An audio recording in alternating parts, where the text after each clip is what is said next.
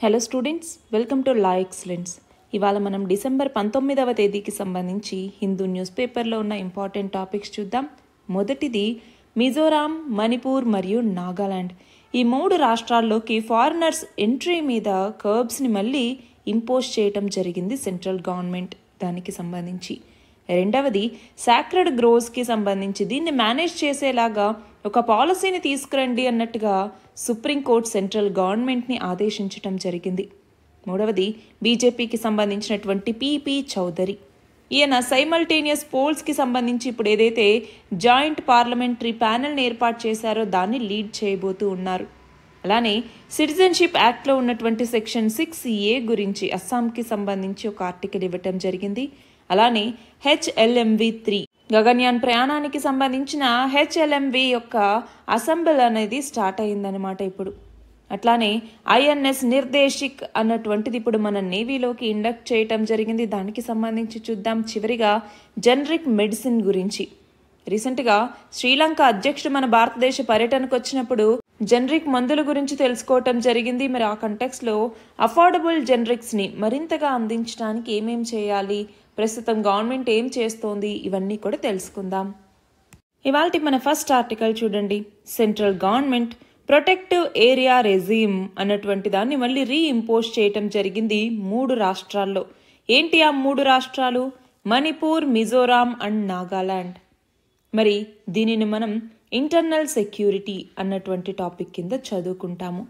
అయితే ఇక్కడ ఒకటి గమనించాలి, ఏదైతే నైబరింగ్ కంట్రీస్ నుంచి మన భారతదేశానికి వేరే వాళ్ళు వస్తూ ఉన్నారో ఫారినర్స్, ఆ ఇన్ఫ్లక్స్ అన్నటువంటిది పెరుగుతోంది అన్నటువంటి నేపథ్యంలో, సెక్యూరిటీ కన్సర్న్స్ అన్నటువంటివి అరైజ్ అవుతున్నటువంటి నేపథ్యంలో ఇప్పుడు సెంట్రల్ గవర్నమెంట్ ఈ నిర్ణయాన్ని తీసుకోవటం జరిగింది. ఏమని? ప్రొటెక్టివ్ ఏరియా రెజీమ్ అని పిలుస్తూ ఉంటాము. ఏంటి ప్రొటెక్టివ్ ఏరియా రెజీమ్ అంటే?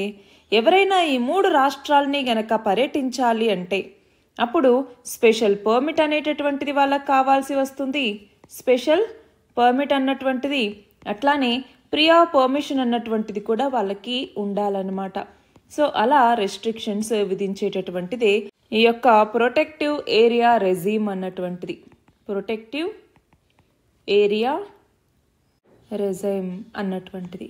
మరి ఇప్పుడు ఈ 3 రాష్ట్రాల్లోకి రావాలి అనుకుంటే వాళ్ళు స్పెషల్ గైడ్ లైన్స్ ఉంటాయన్నమాట. అంటే ఆ ఏరియాస్లోకి వెళ్ళాలి అంటే అప్పుడు ఎక్స్ట్రాడినరీ రీజన్స్ ఉంటేనే విజిట్కి, దాన్ని జస్టిఫై చేసుకోగలిగితేనే మినిస్ట్రీ అన్నటువంటిది వాళ్ళకి ఆ పర్మిట్స్ అన్నటువంటివి ఇవ్వటం జరుగుతుంది. మరి ఈ ప్రొటెక్టివ్ ఏరియా రెజీమ్ని దేని కింద తీసుకొచ్చారు ఇప్పుడు అంటే ఫారినర్స్ ప్రొటెక్టెడ్ ఏరియాస్ ఆర్డర్. ఏ ఇయర్లో తీసుకొచ్చింది? 1958. దీని ప్రకారం ఇప్పుడు ప్రొటెక్టివ్ ఏరియా రెజీమ్ని రీఇంపోజ్ చేశారనమాట. ఆల్మోస్ట్ 14 సంవత్సరాలు దీన్ని వదిలేశారు, రిలాక్సేషన్ అనేది ఇచ్చారు, విత్డ్రా చేసుకున్నారు. దాని తర్వాత మళ్ళీ ఇప్పుడు రీఇంపోజ్ చేయటం జరిగింది. 2010వ సంవత్సరంలో దీనిని విత్డ్రా చేసుకున్నారన్నమాట ఇనీషియల్గా. అయితే స్టార్టింగ్లోకి వచ్చేసరికి ఏంటి అంటే జస్ట్ విత్డ్రా చేసుకున్న తర్వాత 5 సంవత్సరాలు అనుకుంటూ వచ్చి అది అట్లాగా ఎక్స్టెండ్ అవుతూ వచ్చింది. లాస్ట్ దీనికి సంబంధించినటువంటి ఆర్డర్ 2022 డిసెంబర్ 16లో ఇష్యూ చేయటం జరిగింది. సో 2027 డిసెంబర్ వరకు ఇది వ్యాలిడిటీని కలిగి ఉంటుంది. అయితే ఇప్పుడు దీన్ని మళ్ళీ రీఇంపోజ్ చేయటంతో ఎవరైనా మణిపూర్ కానీ లేకపోతే మిజోరాం కానీ నాగాలాండ్ కానీ వచ్చారంటే ఫారినర్స్ వాళ్ళ యొక్క మూమెంట్స్ని క్లోజ్గా అబ్జర్వ్ చేస్తూ ఉంటారనమాట. మన నెక్స్ట్ ఆర్టికల్ చూడండి. సాక్రెడ్ గ్రోవ్స్ ఏవైతే ఉంటాయో వీటిని మేనేజ్ చేయడానికి ఒక పాలసీని తీసుకురండి అన్నట్టుగా సుప్రీంకోర్టు గవర్నమెంట్కి డైరెక్షన్స్ ఇవ్వటం జరిగింది. మరి ఇక్కడ మనం గమనించాలి, ఫర్ ఎగ్జాంపుల్ రాజస్థాన్లో ఒరాన్స్ అన్నటువంటి సాక్రెడ్ గ్రోవ్స్ అన్నటువంటి ఉన్నాయి, వాటికి సంబంధించి కావచ్చు. కేరళలో కూడా చిన్న చిన్న ఫారెస్ట్స్కి సంబంధించి సాక్రెడ్ గ్రోవ్స్ అనేవి ఉన్నాయి. అలానే మహారాష్ట్రలో కావచ్చు, కర్ణాటకలో కావచ్చు. ఇక్కడ ఏంటి అంటే ఆ సాక్రెడ్ గ్రోవ్స్ యొక్క ప్రిజర్వేషన్ అన్నటువంటిది చాలా ఇంపార్టెంట్. ఎందుకంటే అక్కడ ఉన్నటువంటి కమ్యూనిటీ యొక్క కల్చరల్ అలానే ట్రెడిషనల్ రైట్స్ అన్నటువంటివి అందులో దాగి ఉంటాయి కాబట్టి environment, forest and climate change ministry అన్నటువంటిది వీటిని ప్రొటెక్ట్ చేయడానికి ఎఫర్ట్స్ పెట్టాల్సినటువంటి అవసరం ఉంది అన్నట్టుగా సుప్రీంకోర్టు ఏమని చెప్పింది? టిఎన్ గోదావర్మన్ జడ్జిమెంట్ 1966లో కూడా ఏమనింది అంటే సాక్రెడ్ గ్రోవ్స్ ఏవైతే ఉంటాయో వాటిని ఐడెంటిఫై చేయండి అన్నట్టుగా చెప్పటం జరిగింది. సో మనకి ఎగ్జామ్లో అడగచ్చు, టిఎన్ గోదావర్మన్ జడ్జిమెంట్ అన్నటువంటిది దేనికి సంబంధించినటువంటిది అంటే సాక్రెడ్ గ్రోవ్స్కి సంబంధించింది. అందులోనూ ఎస్పెషల్గా ఈ రాజస్థాన్లో ఉన్నటువంటి ఒరాన్స్ అనే సాక్రెడ్ గ్రోవ్స్ ఐడెంటిఫై చేయండి అన్నట్టుగా సుప్రీంకోర్టు అప్పుడు చెప్పిందనమాట. అయితే ఇక్కడ ఇంకోటి గమనించాలి, ఈ సాక్రెడ్ గ్రోవ్స్ అన్నటువంటివి వాటికి ప్రొటెక్షన్ ఇప్పుడు కల్పించాలి అంటే దేని కింద వీటికి ప్రొటెక్షన్ అన్నటువంటిది కల్పిస్తారు అంటే మనకి 1972లో తీసుకొచ్చినటువంటి వైల్డ్ లైఫ్ ప్రొటెక్షన్ యాక్ట్ అన్నటువంటిది ఉంది. అందులో సెక్షన్ 36C అన్నటువంటిది కమ్యూనిటీ రిజర్వ్స్ యొక్క డిక్లరేషన్ గురించి చెప్తుందన్నమాట. అయితే ఈ జడ్జిమెంట్లో మనకి రాజస్థాన్లో ఉన్నటువంటి పిప్లాంత్రి అనేటటువంటి ఒక విలేజ్ గురించి మాట్లాడటం జరిగింది. రాజస్థాన్ గుర్తుంచుకోవాలి. ఏమన్నారు అంటే రాజస్థాన్లో ఒక ఆడపిల్ల పుడితే గనక ఆడపిల్ల పేరు మీదుగా 111 సాప్లింగ్స్ని నాటడం జరుగుతుంది విలేజర్స్. సో ఇది ఒక కమ్యూనిటీ డ్రివెన్ కన్జర్వేషన్ ఎఫర్ట్గా కూడా ఇది యూజ్ అవుతుంది. అందుకే ఈ పిప్లాంత్రి మోడల్ అన్నటువంటిది బాగా ఫేమస్ కూడా. సో ఇప్పుడు ఒక పాలసీని గనక గవర్నమెంట్ ప్రిపేర్ చేయాలి అంటే ఎవరు ప్రిపేర్ చేయాలి? Ministry of environment, forest and climate change అన్నటువంటిది. మరి సాక్రెడ్ గ్రోవ్స్కి సంబంధించి ఒక నేషన్ వైడ్ సర్వేని చేపట్టాలి, దానికి సంబంధించి ఒక పాలసీని తీసుకురావాలి, ప్లాన్స్ అన్నటువంటివి తీసుకొచ్చి వాటిని అమలు చేయాల్సిన అవసరం ఉంది. మరి అసలు సాక్రెడ్ గ్రోవ్స్ అంటే ఏంటండి? సాక్రెడ్ గ్రోవ్స్ అంటే ఏంటి? మనకి ఏవైతే ఫారెస్ట్కి సంబంధించి కావచ్చు, లేదంటే కొన్ని క్లస్టర్ ఆఫ్ ట్రీస్ కావచ్చు, ఇలా లోకల్ కమ్యూనిటీస్ ఎవరైతే కల్చరల్గాను అలాగే స్పిరిచువల్ సిగ్నిఫికెన్స్ కలిగి ఉండి వాటిని ప్రొటెక్ట్ చేసుకుంటూ ఉంటే వాటిని సాక్రెడ్ గ్రోవ్స్ అనేసి మనం పిలుస్తూ ఉంటాం.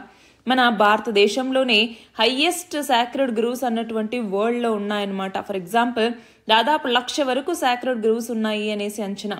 వాటికి డిఫరెంట్ నేమ్స్ అన్నటువంటివి పిలుస్తూనే ఉంటారు. ఫర్ ఎగ్జాంపుల్ రాజస్థాన్లో అనుకోండి దియోరా అనేసి పిలుస్తూ ఉంటారు, మాల్వన్ అని పిలుస్తూ ఉంటారు.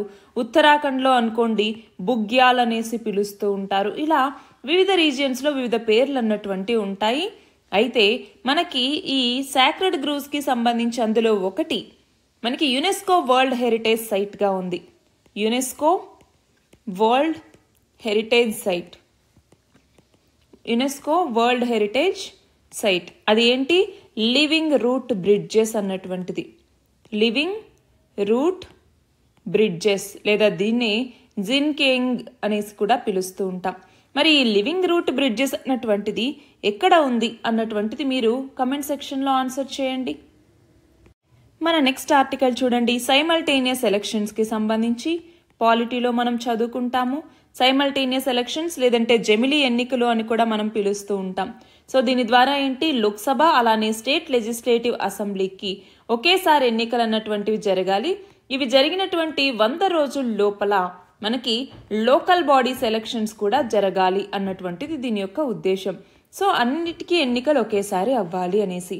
అలానే లోక్సభకి సంబంధించి ఫస్ట్ సిట్టింగ్ డే ఏదైతే ఉంటుందో దాన్ని అపాయింటెడ్ డే అన్నట్టుగా తీసుకునేసి అప్పటి నుంచి ఇటు రాష్ట్ర శాసనసభలకి కూడా 5 సంవత్సరాల కాల పరిమితి అన్నటువంటిది మొదలైనట్టుగా లెక్క కట్టడం జరుగుతుంది. ఒకవేళ 5 సంవత్సరాల లోపు గనక ఇటు లోక్సభ కానీ స్టేట్ లెజిస్లేటివ్ అసెంబ్లీ కానీ గనక డిజాల్వ్ అయిపోయి మళ్ళీ ఎన్నికలు జరిగితే ఆ రిమైనింగ్ పీరియడ్ ఏదైతే ఉంటుందో దానికి మాత్రమే ఆ ఎన్నికలు అన్నటువంటివి జరుగుతాయి. మళ్ళీ ఆ కాల పరిమితి అయిపోగానే మళ్ళీ ఎలక్షన్స్ అన్నటువంటివి జరుగుతాయన్నమాట. మరి ఇవన్నీ కూడా దేనికి సంబంధించినటువంటివి? సైమల్టేనియస్ ఎలక్షన్స్ యొక్క సాధ్యాసాధ్యాల మీద రామ్నాథ్ కోవింద్ ఈయన యొక్క నేతృత్వంలో ఒక కమిటీని ఏర్పాటు చేస్తే ఆ కమిటీ ఇచ్చినటువంటి రిపోర్ట్ ప్రకారం ఇవన్నీ కూడా. మరి ఈ కమిటీ రిపోర్ట్ ఇంకొన్ని చెప్పింది ఏంటి? మొత్తం మన భారత రాజ్యాంగానికి సైమల్టేనియస్ ఎలక్షన్స్ తీసుకురావాలంటే 15 చట్ట సవరణలు చేయాల్సి ఉంటుంది. అంటే 15 అమెండ్మెంట్స్ చేయాల్సి ఉంటుంది. దానిని 2 కాన్స్టిట్యూషనల్ అమెండ్మెంట్ బిల్స్ ద్వారా ప్రవేశపెట్టాలి అన్నట్టుగా చెప్పారు.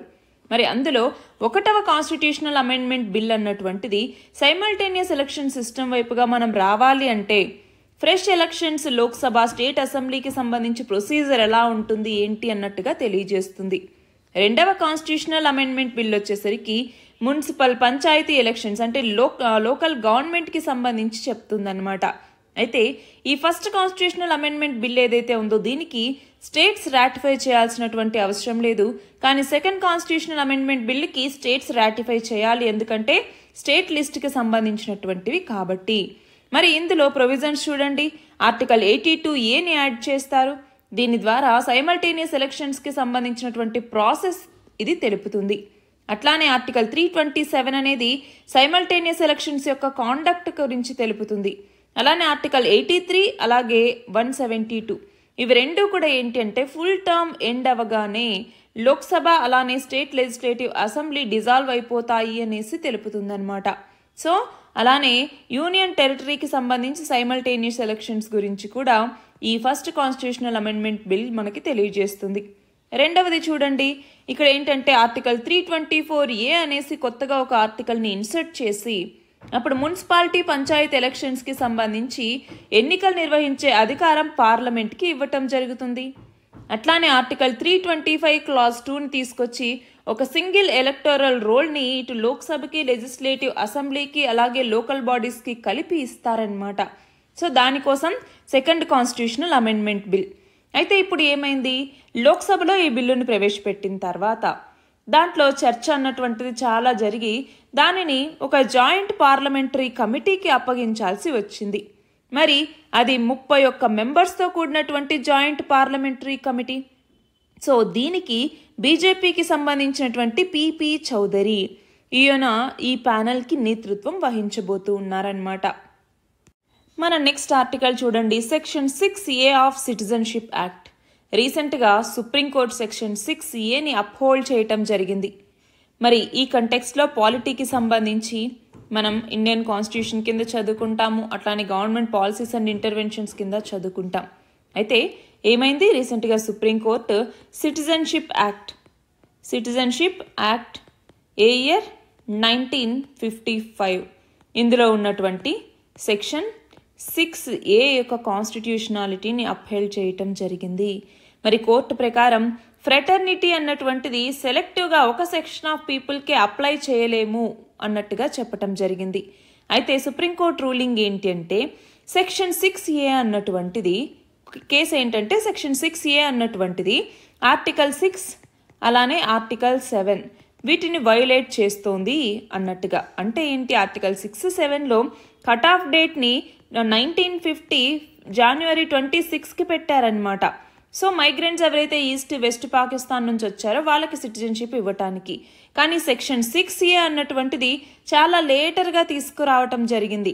సెక్షన్ 6A కింద ఏంటి కట్ ఆఫ్ డేట్ అన్నటువంటిది 1971 మార్చ్ 25 అనమాట. మరి ఆపరేషన్ సర్చ్ లైట్ అనేసి అప్పట్లో పాకిస్తాన్ ఆర్మీ అన్నటువంటిది ఇనిషియేట్ చేసి బంగ్లాదేశ్ నేషనలిస్ట్ మూవ్మెంట్ని సప్రెస్ చేయాలి అనుకుంది.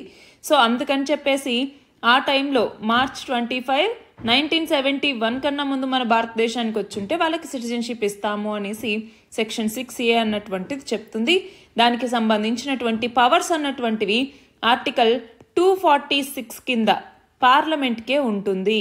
అంతేకాదు ఈ యూనియన్ లిస్ట్లోనే ఎంట్రీ 17లో సిటిజన్షిప్, న్యాచురలైజేషన్ ఇవన్నీ కూడా యూనియన్ లిస్ట్ కింద ఉంటాయన్నమాట. అయితే ఇప్పుడు ఏమైంది అంటే ఈ ఒపీనియన్ని అంటే ఈ సెక్షన్ 6A అన్నటువంటిది అన్కాన్స్టిట్యూషనల్, ఇది డెవలప్మెంట్కి అలాగే ఇమ్మిగ్రేషన్కి మధ్య బ్యాలెన్స్ని కుదర్చట్లేదు. సో దీనికి రాజ్యాంగబద్ధత ఉందా లేదా అన్నట్టుగా సుప్రీంకోర్టు ముందుకెళితే సుప్రీంకోర్టు ఏమని చెప్పింది, రాజ్యాంగబద్ధమే ఇది అన్నట్టుగా చెప్పింది. సో సెక్షన్ 6A అన్నటువంటిది 1955లో లేదు, 1985లో సిటిజన్షిప్కి అమెండ్మెంట్ని తీసుకొచ్చారనమాట. మనం గమనిస్తే 1985లోనే అస్సాం అకార్డ్ అన్నటువంటిది జరిగింది. అస్సాం అకార్డ్ దాని తర్వాత సిటిజన్షిప్ అమెండ్మెంట్ యాక్ట్ని తీసుకొచ్చి అప్పుడు సిటిజన్షిప్ని ఇమ్మిగ్రెంట్స్కి 1966 జనవరి 1 ఈ టైం నుంచి అలానే 1971 మార్చ్ 25 ఈ టైం లోపు ఎవరైతే ఎంటర్ అయ్యుంటారో వాళ్ళకి కొన్ని ప్రిస్క్రైబ్డ్ ప్రొసీజర్స్ కండిషన్స్ని ఫుల్ఫిల్ చేస్తే వాళ్ళకి సిటిజన్షిప్ ఇస్తాము అన్నట్టుగా ఇది చెప్తుందన్నమాట. సో అస్సాం అకార్డ్ అన్నటువంటిది ఒక ట్రైపార్టియేట్ అగ్రిమెంట్ సెంట్రల్ గవర్నమెంట్కి, స్టేట్ గవర్నమెంట్కి, అలాగే అస్సాం మూవ్మెంట్కి సంబంధించినటువంటి లీడర్స్కి మధ్య. సో బంగ్లాదేశ్ నుంచి ఇల్లీగల్ ఇమిగ్రెంట్స్ రావటాన్ని నిషేధించాలి అన్నటువంటి ఉద్దేశంతోనే దీన్ని తీసుకొచ్చారు. సో దీని ఇంప్లికేషన్ ఏంటి అంటే, ఒకటి ఇమ్మిగ్రెంట్స్ని రికగ్నైజ్ చేయటం. అంటే 1971 మార్చ్ 25 కన్నా ముందు మన భారతదేశానికి వచ్చుంటే వాళ్ళకి మనం పౌరసత్వాన్ని ఇస్తాము. అలానే రెండవది అస్సామీస్ యొక్క ఐడెంటిటీని ప్రిజర్వ్ చేయటం జరుగుతుంది. అంటే ఏంటి, డెమోగ్రఫిక్ చేంజెస్ అన్నటువంటివి ఉన్నా అస్సామీ కమ్యూనిటీ యొక్క రైట్స్ని ప్రొటెక్ట్ చేయటం జరుగుతుంది ఆర్టికల్ 29 కింద.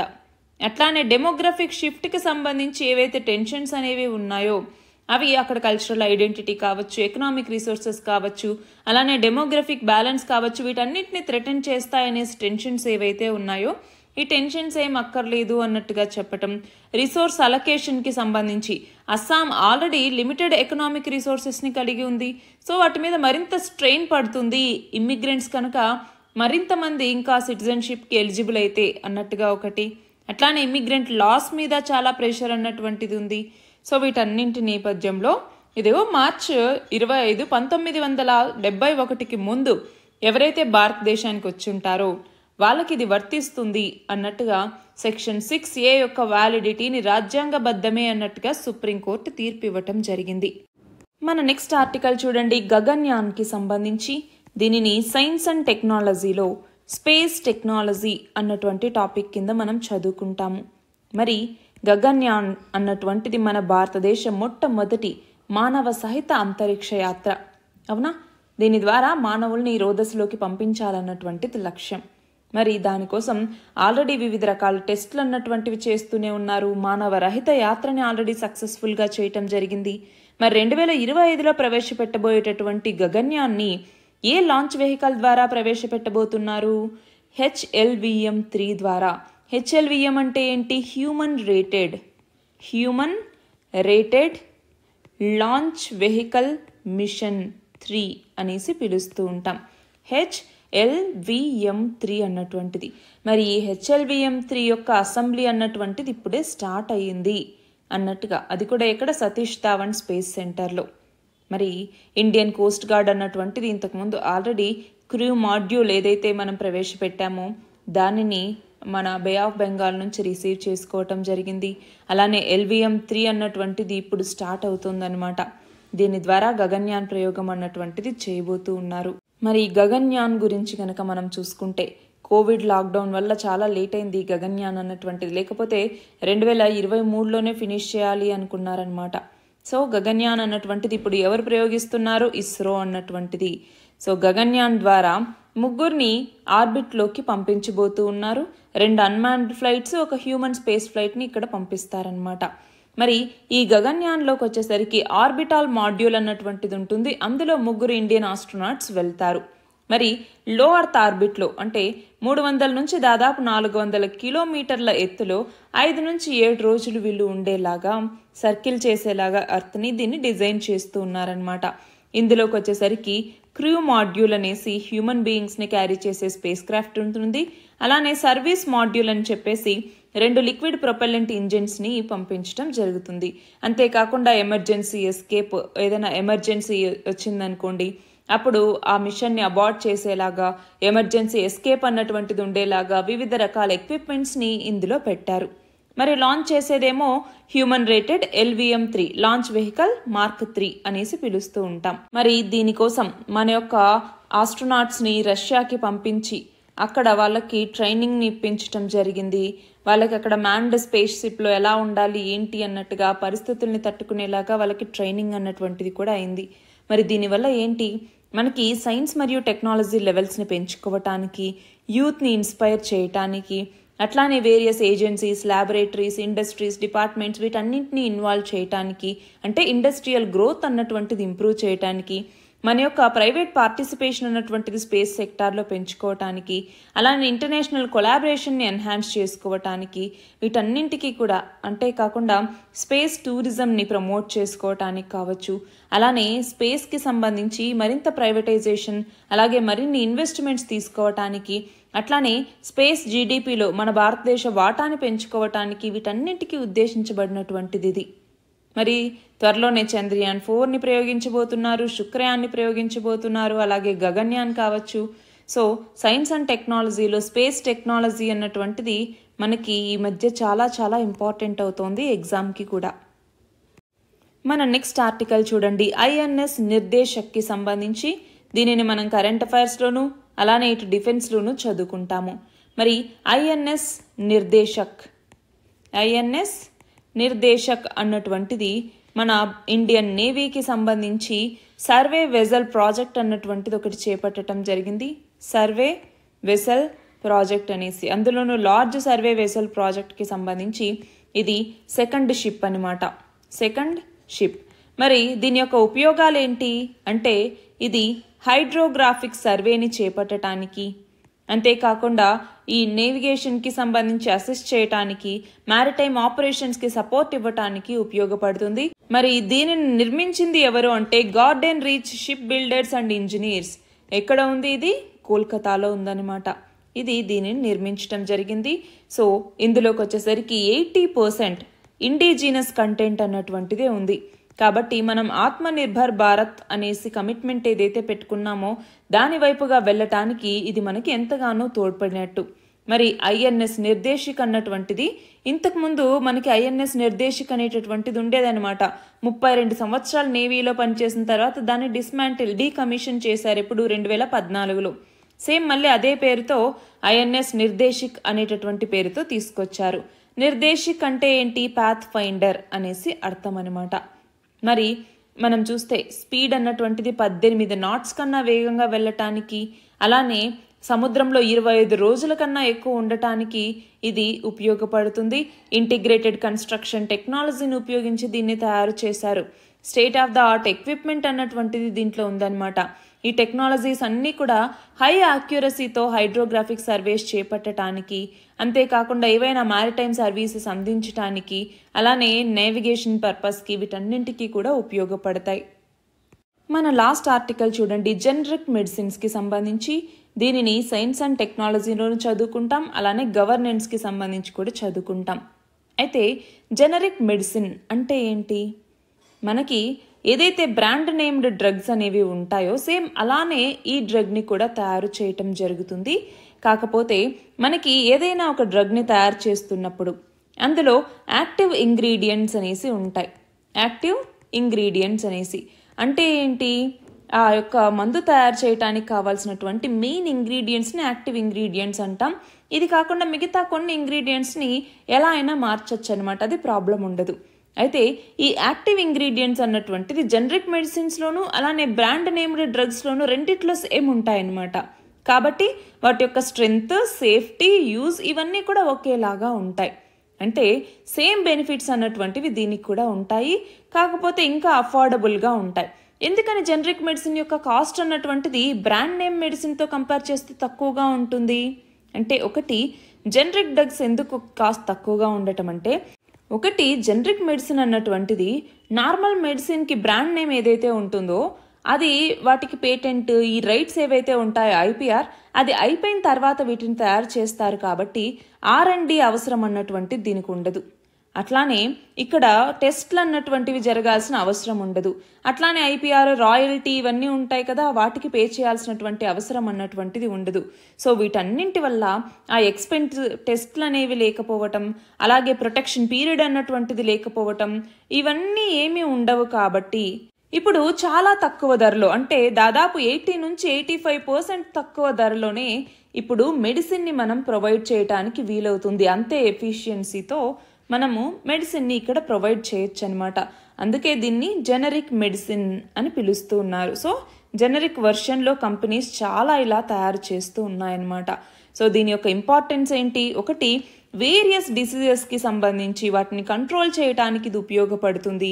అట్లానే ఎస్పెషల్లీ డెవలపింగ్ కంట్రీస్, అలానే అండర్ డెవలప్డ్ కంట్రీస్ ఏవైతే ఉన్నాయో ఇవి మెడిసిన్స్కి ఎక్కువ అఫోర్డ్ చేయలేకపోతున్నటువంటి నేపథ్యంలో తక్కువ ధరలో మనకి మంచి క్వాలిటీ మెడిసిన్ అవైలబుల్గా తీసుకురావడానికి ఉపయోగపడుతుంది.